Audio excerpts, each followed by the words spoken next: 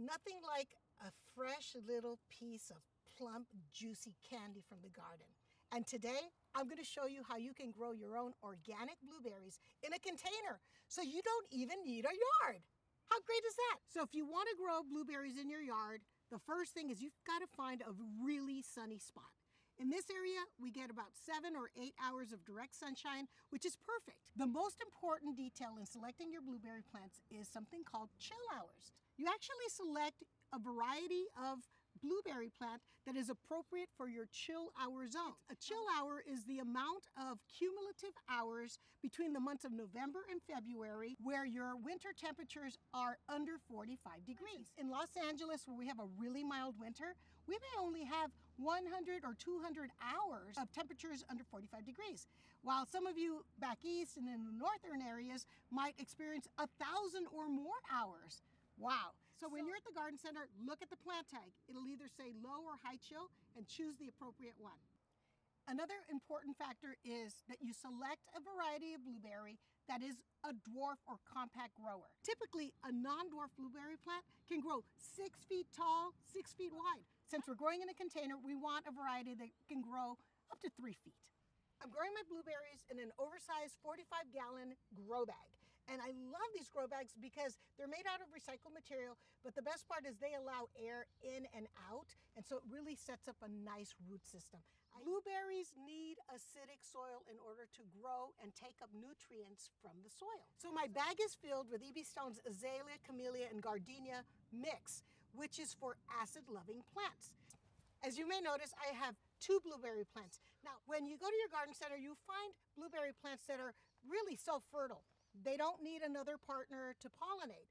But what happens is, if you do plant another variety, doesn't have to be the same one, but a different variety blueberry nearby, it actually causes the plants, both of them, to yield even more blueberries. So I'm not going to say no to that. So now I'm going to show you how to plant the blueberry plants.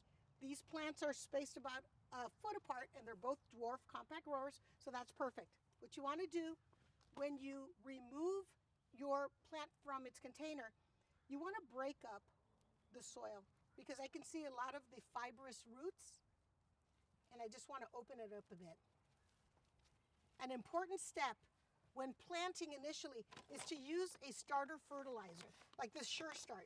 It has a lot of nitrogen and phosphorus in it, which is exactly what your plant needs to establish roots. I'm just going to dust it right on the roots.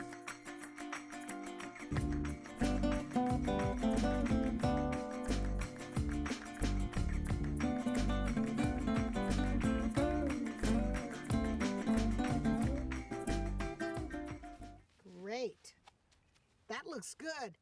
My plant already has some little flowers and little berries. Oh, I'm going to cut them off.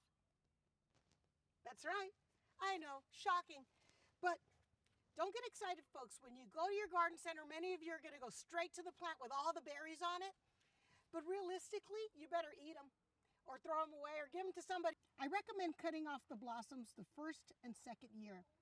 In that way, your little plant can concentrate on growing roots instead of fruit. Now I am ready to water.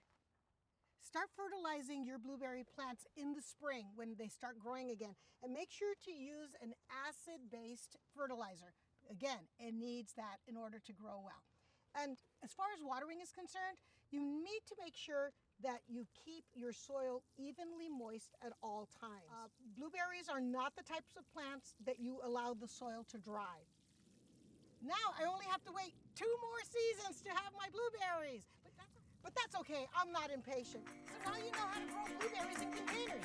Wasn't that easy? I'm so excited for you.